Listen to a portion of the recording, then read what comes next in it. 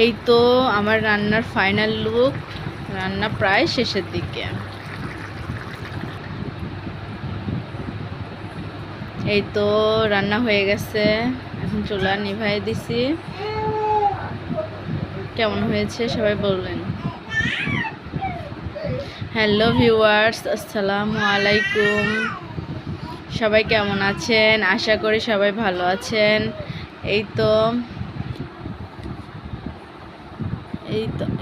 ইলিশ মাছ, লাউ দিয়ে ইলিশ মাছ রান্না করব। পেঁয়াজ আর জিরি করে কষায়, মশলাগুলো কষায় নিব। তারপর পরিমাণ মতো লবণ, হলুদ, মরিচের গুঁড়া এগুলো দিয়ে অনেকক্ষণ কষায় নিব। কষানোর পর নির্ভর করে তরকারির স্বাদ।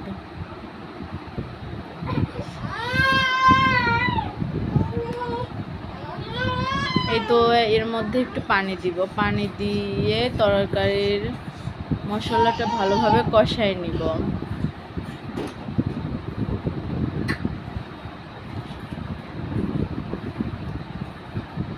এই তো 5 মিনিট কষায় নিব।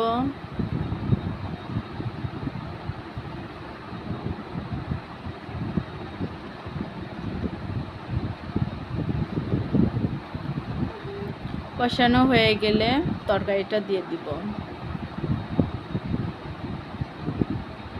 এই তো 5 মিনিট কষানো শেষ। এখন সব তরকারি দিয়ে কষাতে থাকবো, পানি দিব না। কষায় লাউ থেকে এমনি পানি বের হবে। কিছুক্ষণ কষায় তরকারিটা আওড়ায় নিয়ে তারপরে পানি দিব।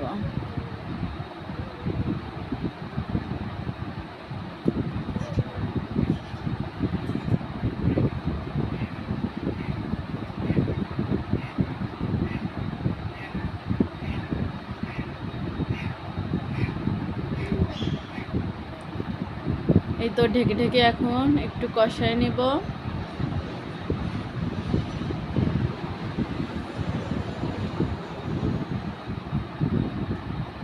এইভাবে 2-3 বার লাড়ে লাড়ে কষায় নিব।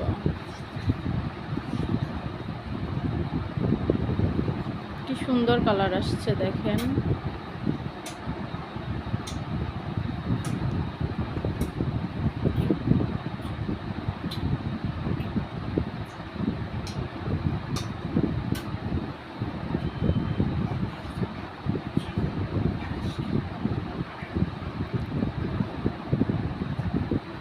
এইভাবে তরকারিটা কষাতে কষাতে এখন দেখতেছি অনেকটা সিজায় গেছে।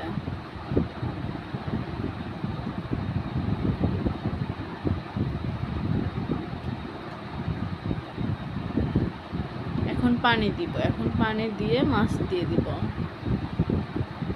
পরিমাণ মতো পানি দিয়ে, কারণ তরকারিটা একটু ঝোলঝোল রাখবো, সেই পরিমাণ মতো পানি দিতে হবে। আর একটু পানি দিতে হবে।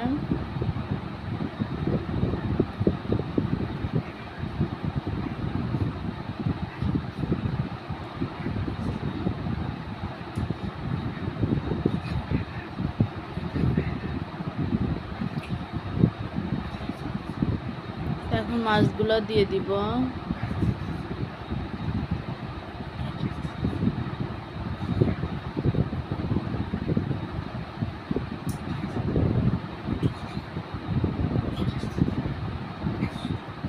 মাছগুলো দিয়ে ঢেকে রান্না করব।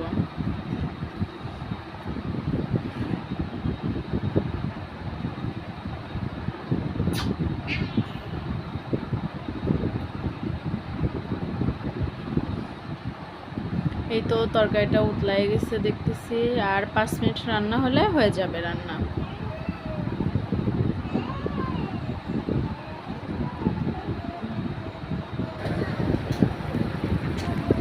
এই তো রান্না প্রায় শেষের দিক। এখন জিরির গুঁড়া দিয়ে দিব, দিয়ে তরকারিটা নামায় নিব।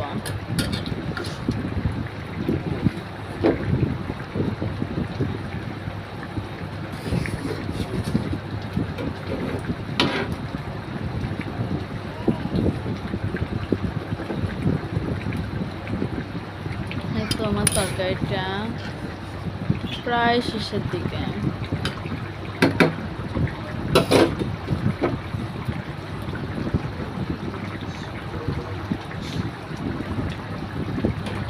তরকারিটা হয়ে গেছে। এখন চুলা নেভে যে ফাইনাল লুক আমার।